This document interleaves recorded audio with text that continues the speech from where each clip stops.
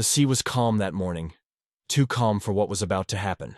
The sun rose slowly over the endless blue, painting the waves in gold. On the deck of the USS Freedom, sailors moved with practiced rhythm. Jets lined up like steel eagles waiting to fly. Every motion was routine, every shout familiar. It looked like another perfect day for launch operations. But perfection never lasts at sea. Lieutenant Harper, the flight deck officer, checked his clipboard and yelled over the roaring engines. "Catapult 1 ready?" A young technician gave a thumbs up. Pilots prepared for takeoff. The air smelled of salt, metal, and burning jet fuel. The catapult officer dropped his hand, signaling the launch crew to clear. The pilot in the first jet saluted and pushed the throttle forward. The catapult's pistons hissed. The carrier shook slightly, then suddenly stopped. A harsh metallic sound tore through the deck. Warning lights flashed red. Everything froze. The catapult, the very heart of the carrier's launch system, had jammed. The fighter jet sat halfway on the rail, its nose pointed toward the open sea. But it wasn't going anywhere. The pilot's voice crackled over the radio. "Control, I've got a fault. Catapult's dead!" The deck crew rushed forward. The captain arrived moments later, his face hard as iron. "What happened?" he barked. Engineers surrounded the catapult control box. Screens flickered with codes no one recognized. "It's locked in mid-sequence, sir," one officer said nervously. "Software failure, maybe. We can't reset it." The captain's jaw tightened. The Freedom was scheduled for a joint training mission in 2 hours. Several Allied ships waited nearby, expecting the carrier's air support. Without the catapult, no aircraft could launch. The entire operation hung in silence. Inside the control room, tension grew like a storm. Officers spoke quickly, trying every technical fix they knew. "Reboot the sequence," one ordered. "Manual override?" another asked. "It's not responding." Minutes felt like hours. Outside, the jet still sat motionless, engines cooling. The pilot climbed down, frustrated. The deck crew avoided each other's eyes. Everyone knew what it meant. If they failed to fix it soon, the Freedom would be forced to stand down. The captain leaned over the main console. "Can anyone tell me how to bring this catapult back online?" No one answered. Then, from the back of the room, a quiet voice said, "There used to be a man who could fix these faster than anyone." Heads turned. It was Chief Petty Officer Lowe, one of the oldest crew members still on active duty. His gray hair peeked from under his helmet. "Back when this ship was first commissioned," Lowe continued, "a veteran named Daniel Cross trained most of the engineering crew. He retired 5 years ago. No one knew these catapults like he did." The captain frowned. "Cross? Never heard of him," Lowe nodded. "He left quietly. Didn't get much credit, but he kept the systems alive for years. If anyone can fix this mess, it's him." The captain stared out the window at the broken catapult. The ocean shimmered under the morning sun, mocking their helplessness. He took a deep breath. "Find him," he said. "Now." Within minutes, communication officers were searching databases, calling old contacts. Somewhere along the coast, retired Chief Engineer Daniel Cross was living a life far from the Navy he once served. While the crew worked, the deck remained silent except for the hum of idle engines. Some sailors whispered that the mission was cursed. Others prayed under their breath, but none dared to voice the fear that had begun to grow. The fear that the ship's glory days were over. Down in the engineering bay, Lieutenant Harper ran diagnostics again. Nothing. The same frozen code blinked on the screen. "It's like the system doesn't want to listen," he muttered. The captain joined him. "We need answers, Lieutenant. We're losing daylight." "Yes, sir," Harper replied, wiping sweat from his forehead. He hesitated before adding, "Sir, the override design on these catapults was changed years ago. The manual's outdated. We don't even have the old schematics anymore." The captain's eyes narrowed. "You mean we modernized the system but never trained the crew on the old fail-safes?" Harper nodded slowly. "Exactly, sir." The captain looked toward the ocean again. "Then maybe it's time we bring back the man who wrote them." Meanwhile, in a small seaside workshop hundreds of miles away, Daniel Cross was repairing a fishing boat engine. The radio on his desk played faint naval news. He didn't pay much attention until he heard the words USS Freedom and catapult failure. His hands stopped moving. Memories he had tried to bury came flooding back. The endless nights on deck, the roar of engines, the smell of hot steel. He stared out the window at the horizon. For a moment, he felt the same pull he'd felt decades ago. The call of the sea, the voice of duty. But then he shook his head. "Not anymore," he whispered. "They have their new systems. They don't need old ghosts."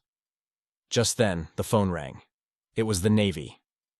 "Chief Cross," the voice said firmly. "We have an emergency on the USS Freedom. The catapult system has failed. We're requesting your assistance immediately. There was silence. Daniel didn't answer at first. He looked at his weathered hands. Hands that once commanded respect, now trembling slightly with age. I thought the Navy had moved on, he said quietly. Sir, the officer replied. They did. But the system you built hasn't. Those words struck deep. Daniel stood up slowly. He could almost hear the hum of the carrier's deck again, smell the salt air, feel the vibration of the catapult beneath his boots. After a long pause, he said, Send a chopper, back aboard the USS Freedom. The crew received the message, the veteran is coming. Hope flickered like the first light after a storm. As the afternoon sun lowered, a helicopter appeared on the horizon, cutting across the silver waves. Sailors gathered on deck, shielding their eyes. The captain stood at the edge of the flight line, wind whipping his uniform. The chopper descended, kicking up a swirl of salt and oil. When the doors opened, a gray-haired man stepped out, wearing an old Navy jacket and carrying a small metal toolbox. His face was lined with years of experience and loss, but his eyes still burned with quiet strength. Chief Engineer Daniel Cross had arrived. The deck fell silent. No one spoke. The captain stepped forward and offered a salute. Daniel returned it slowly. Welcome back to the Freedom, the captain said. Daniel looked around the deck, at the broken catapult, at the young crew waiting for answers. Then he said calmly, Let's see what's really wrong with her. The storm had not yet come, but everyone could feel it rising. And somewhere deep within the ship's steel heart, the old catapult waited for the man who once gave it life. The moment Daniel Cross stepped onto the deck, every sailor turned to look. The old veteran's boots touched the steel with the weight of history. The wind tugged at his jacket, and the sound of the sea surrounded him like a welcome and a warning at the same time. He stood still for a moment, letting the memories return. This ship had been his home once, and now it needed him again. Captain Miller walked beside him. Chief Cross, he began, thank you for coming on such short notice. Daniel gave a small nod. I heard the Freedom was in trouble. I couldn't just stay home. The captain gestured toward the jammed catapult. It's completely locked. Our engineers tried every modern method, but nothing works. Daniel stepped closer, his eyes scanning the machine. He ran his fingers over the cold metal, feeling the scratches, the tiny dents only an experienced hand could recognize. She's not broken, he said quietly. She's confused. The younger engineers exchanged puzzled looks. Lieutenant Harper asked, Confused, sir? Daniel smiled faintly. Machines are like people. You change too much, too fast, and they stop knowing who they are. He crouched near the base of the catapult, opened a small maintenance panel, and peered inside. The smell of old grease and metal filled the air. His hands moved with surprising steadiness as he began tracing wires and checking connections. Did you change the hydraulic regulator software? Daniel asked without looking up. Yes, sir, Harper replied. Last year, we upgraded to a digital sequence, Daniel sighed. And that's your mistake. This catapult was designed for analog backup. The software update probably disabled the failsafe switch. The crew watched closely as Daniel continued his inspection. He moved slowly, methodically, every action deliberate. His mind was sharp, his eyes focused. Though his back ached, he didn't care. The Navy had given him purpose once, and today it had returned that gift. Nearby, some of the younger sailors whispered. One of them, Petty Officer James, said softly, That's the guy who designed the original launch system? Another nodded. Yeah, I heard he fixed a jam once during a storm. Saved an entire flight crew. Jam once during a storm. Saved an entire flight crew. The legend of Daniel Cross had started to spread even before he arrived. Now that they saw him in action, it didn't feel like a story. It felt real. Captain Miller leaned closer. Chief, how long do you think it'll take to fix? Daniel didn't answer immediately. He was listening, not to the captain, but to the sound of the machine. He pressed his ear against the metal, closed his eyes, and then whispered, She's trying to reset, but something's blocking her. He stood up and pointed toward the control box. I need full access to the old diagnostic menu. Do you still have the original interface? Harper shook his head. We wiped it when we installed the new system. Daniel chuckled dryly. Of course you did. Always chasing new tech, forgetting the old tricks that kept it alive. He turned to the captain. Permission to open the mechanical housing, sir. The captain nodded. Granted. Do whatever you have to. The crew hurried to clear the deck as Daniel and a few engineers began removing the heavy metal plates around the catapult. The wind grew stronger, carrying the smell of rain. Dark clouds started to form in the distance. As they worked, Daniel spoke softly, almost to himself. You know, I remember when this ship first launched. She was the pride of the fleet. Every man on board believed she was unstoppable. He paused, tightening a bolt. But time catches up with everything, even steel.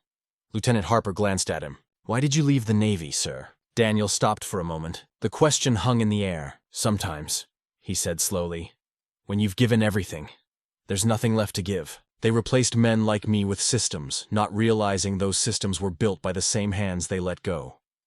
There was a quiet understanding among the crew. They could feel his pain, the pain of being forgotten by the very world he helped build. Suddenly, Daniel's eyes lit up.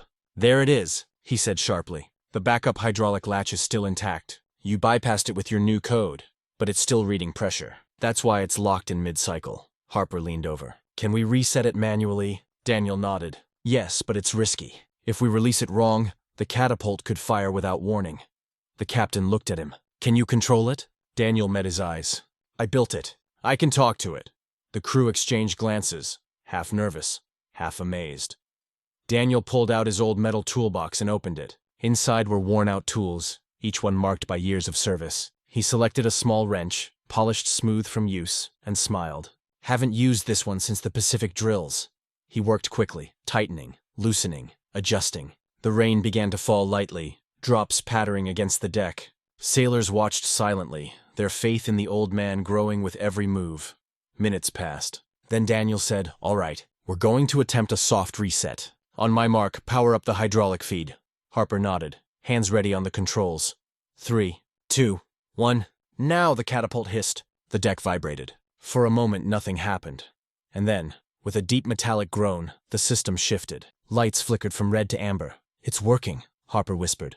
Daniel didn't move. He was focused on the pressure gauge. Not yet, he said. She's fighting it. The system trembled again. The noise grew louder. Then suddenly, click! The final lock disengaged. The catapult arm slid back into position, perfectly aligned. The entire deck erupted in cheers. Sailors clapped and shouted, relief flooding their faces. For the first time in hours, hope returned. Captain Miller smiled for the first time that day. Chief Cross, I don't know how you did it. Daniel wiped the grease from his hands. She just needed someone to listen. But even as the celebration began, Daniel's expression stayed serious. It's not over yet, he said. This system is old. She can break again any time. If you want her to last, you'll need to understand her, not just control her. The captain nodded. Then maybe you can help us train the next generation. Daniel looked at the young sailors gathered around. Their faces were full of respect. He smiled faintly. Maybe it's time someone did. The rain grew heavier. Thunder rolled in the distance. As the crew secured the deck, Daniel looked toward the horizon. Lightning flashed over the waves. Something in his gut told him this storm wasn't just weather. It was a warning. The catapult was fixed, but the real test, the one that would define every man aboard, was still to come. And as the storm clouds gathered above the USS Freedom, the forgotten veteran knew that his return was not just fate, it was destiny. The storm came faster than anyone expected. The sky darkened, the wind howled, and waves slammed against the hull of the USS Freedom. The sea looked angry, restless, like it wanted to swallow the giant ship whole. On the deck, the crew fought to hold their ground as rain began to pour in thick, cold sheets. The air was filled with the sound of shouting, clanging metal, and the deep roar of the ocean. Inside the control room, Captain Miller stood over the main console. Chief Cross, the weather's worsening. We need to confirm the catapult works before the next wave of aircraft returns. Are you ready? Daniel Cross wiped the rain from his face. His old jacket was soaked through, but his eyes stayed sharp. Ready as I'll ever be, he said calmly. But we'll have one shot at this. If it fails, we shut everything down. The captain nodded. Understood. He turned to the deck officer. Prepare the jet for launch. Through the glass window, the crew could be seen guiding a sleek FA-18 Hornet into position. The pilot climbed into the cockpit, the canopy closing with a solid clack. The jet's lights flickered, its engines beginning to hum. Daniel stepped out onto the deck, ignoring the storm. Lightning flashed behind him, outlining his figure like a shadow of the past returning to life. The young sailors watched in silence as he walked to the catapult. He placed his hand on the machine, the same way he had done decades ago. He could feel it vibrate, tense, alive. Come on, old girl, he whispered. Don't fail me now. Lieutenant Harper shouted through the comms. Chief, we're ready for test launch sequence. Daniel raised his hand. Hold a moment. I need manual control. The crew hesitated. Manual control hadn't been used in years. It was risky. The system could overload without computer assistance. But Captain Miller trusted him. "Give it to him," he ordered. Daniel stepped up to the old console, its dials and switches worn and rusted. He took a deep breath and flipped the first lever. The catapult hissed, steam rising from its vents. The deck shuddered beneath their feet. "Pressure at 60%, Harper called out. "Good," Daniel replied. "Hold it steady. Don't rush her." The storm raged harder. Rain lashed against Daniel's face. Lightning split the sky in brilliant white lines. Every man on the deck felt the weight of that moment. The fear, the hope, the waiting. Inside the jet, the pilot's voice crackled over the radio. "Command, this is Falcon 1. Standing by for launch confirmation." Captain Miller looked at Daniel. "It's your call, Chief." Daniel stared down at the catapult. The sound of the rain faded for a moment in his mind, replaced by echoes of old days. The laughter of his old crew, the thrill of each successful launch, the pride of serving something greater than himself. He exhaled slowly. "Begin final sequence." The catapult lights turned green. The jet's engine screamed louder, vibrating the deck. The sailors covered their ears as the wind from the exhaust whipped across them. "Pressure stable," Harper shouted. "System locked!" Daniel placed his hand on the final switch. His voice was firm but gentle. "She's ready, Captain." Captain Miller gave a nod. "Falcon 1, launch on my mark." Daniel's hand hovered over the lever. The storm seemed to hold its breath. Even the thunder paused. "3," the captain said. "2, 1. Daniel pulled the lever down. For one long second, nothing happened. Then the catapult exploded to life with a deep metallic roar. The jet shot forward, the force shaking the entire deck. Steam and water burst into the air as the fighter launched off the carrier into the stormy sky. Every eye followed the glowing tail of the aircraft as it vanished into the dark clouds. Inside the control room, silence filled the air. Then the pilot's voice came over the radio. Calm, steady, triumphant. "Command, this is Falcon 1. Launch successful. Systems green. Catapult performance, perfect." The room erupted in cheers. On the deck, sailors raised their fists and shouted over the storm. For the first time in hours, laughter broke through the thunder. Captain Miller turned to Daniel with a wide grin. "You did it, Chief. You saved the mission." Daniel smiled faintly, water dripping from his gray hair. "We did it, Captain. This crew has heart. The freedom still lives." As the storm continued to rage, Daniel stayed by the catapult, watching it hum quietly, proud and strong again. He touched the metal and whispered, "You're still the best, old girl." Harper walked up beside him. "Chief, I didn't believe it could be done." "How did you know?" Daniel looked at him. "You listen long enough, you can hear what a machine wants to tell you. The problem with modern systems is that people stopped listening." Harper nodded slowly, understanding more in that moment than any manual could ever teach. The rain began to ease, the clouds starting to break apart. The ocean, once furious, seemed calmer now, as if it, too, respected the fight the crew had just won. The captain approached Daniel again. "We're not just going to fix the system, we're going to preserve it. Your methods, your experience, it's all going into our next training manual. You've earned that, Chief." Daniel shook his head lightly. "No, Captain. I didn't come back for credit. I came back because I couldn't watch her die." The captain smiled. "Still, the Navy could use more men like you." Daniel looked out toward the horizon. "Maybe. But the Navy doesn't need old men to lead it. It needs young ones to remember why they started." The captain stayed silent. There was wisdom in those words, the kind that only time could give. Just then, the intercom crackled again. "Captain, Falcon 1 has cleared the storm. Mission is a success. All systems normal." Cheers echoed across the ship once more. Daniel looked at the sky, now streaked with orange as the sun began to pierce through the clouds. "Looks like the storm's giving up," he said softly. Harper smiled. "Maybe it knew it couldn't win." Daniel chuckled. "Storms never win, son. They just remind us how strong we can be." As the crew began to secure the deck and power down the launch systems, Daniel walked toward the railing. The ocean stretched endlessly before him, reflecting the fading light. He thought of the years he'd spent away, the silence, the loneliness, the feeling of being forgotten. But now, standing here, surrounded by the sound of engines and the smell of steel, he felt alive again. A young sailor came up beside him and saluted. "Thank you, sir. You showed us what real service means." Daniel returned the salute, his voice soft but steady. "Service isn't about being remembered. It's about never forgetting what you stand for." The sailor nodded, eyes shining with respect.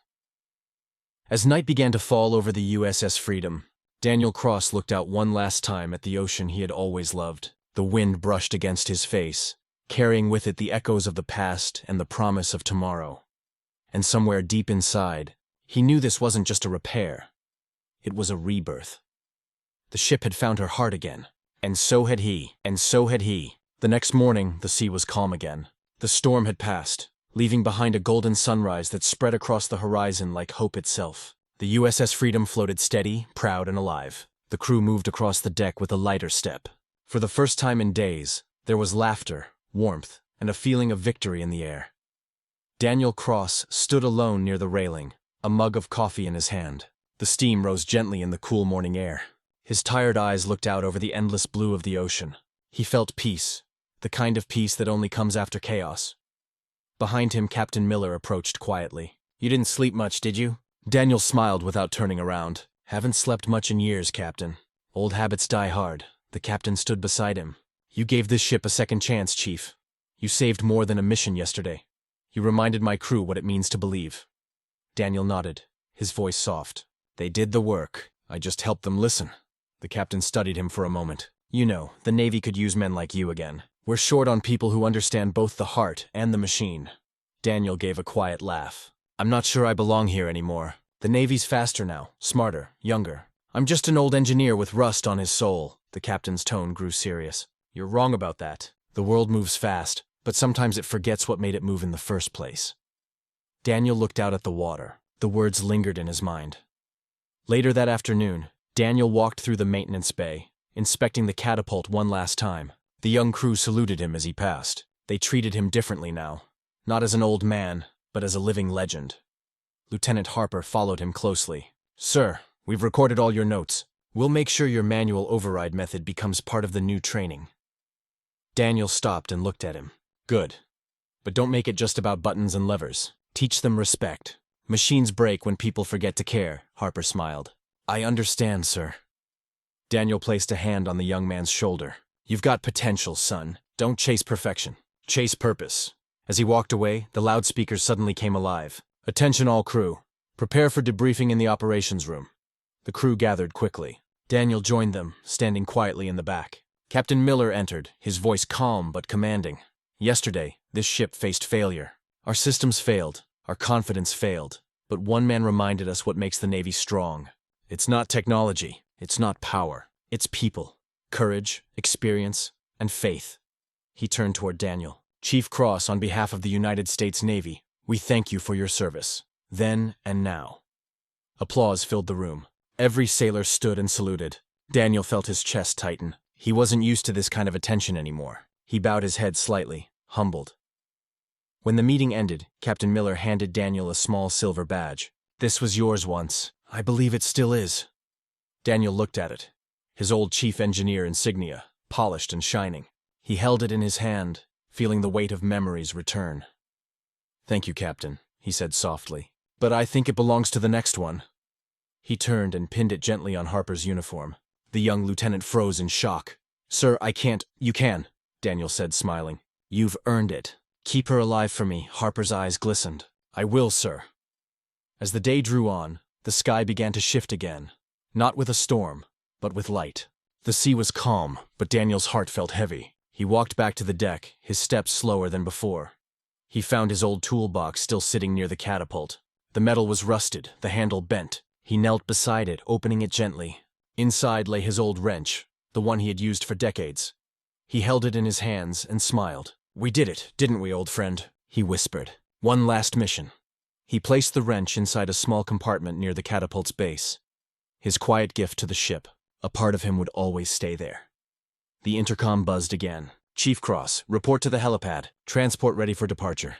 Daniel sighed softly. The time had come. He stood, brushed the dust from his hands, and turned toward the helicopter waiting on the upper deck. The rotor blades were already spinning, wind whipping across his face. As he climbed aboard, Captain Miller approached and shouted over the noise, "We'll never forget you, Chief." Daniel smiled faintly. "Just remember the lesson, Captain. Machines listen best when you talk with respect." The captain saluted. "Aye, Chief." The helicopter lifted off, rising above the great carrier. From the window, Daniel looked down at the USS Freedom. The ship looked smaller now, but stronger, alive again. He felt pride swell inside his chest. But then, something unexpected happened. As he looked out toward the horizon, he saw another ship. Older, smaller, painted white. It wasn't real. It was memory. The USS Valor. His first ship, long decommissioned. In that moment, it was as if time had folded. He saw the faces of his old crew, laughing, working, saluting. Ghosts of the past smiling at him through the golden light. Daniel closed his eyes. The sound of the helicopter faded. All he heard was the calm hum of the sea. Hours later, when the helicopter landed at the naval base, the crew opened the door. But Daniel didn't move. He sat peacefully, eyes closed, a faint smile on his face. In his hand, he still held his old badge. The pilot called softly, "Sir?" No answer. Captain Miller received the radio call minutes later. He stood silently for a long time before saying, "Understood. Bring him home." That evening, the sun set over the USS Freedom. The crew stood at attention on the deck. The ocean was still, reflecting shades of orange and blue. A small box was lowered into the water. Daniel's toolbox, sealed shut, his name engraved on the top. Captain Miller spoke softly, his voice steady but heavy with emotion. He gave his life to this ship long before today, and when she needed him again, he came home. May every launch, every mission, carry his spirit forward. The crew saluted. The sea swallowed the box, and the waves carried it away. As night fell, the catapult lights flickered gently, one flash, then another, almost like a heartbeat. Harper looked at it and whispered, "He's still here." Captain Miller nodded. A ship never forgets its engineer. The stars appeared above, scattered across the dark sky. The sea was quiet again, and somewhere in that silence, in the hum of steel and the whisper of waves, the spirit of Chief Daniel Cross still lived, guiding, teaching, and watching over the ship he loved. Because heroes don't fade. They become part of what they protect. Don't fade. They become part of what they protect.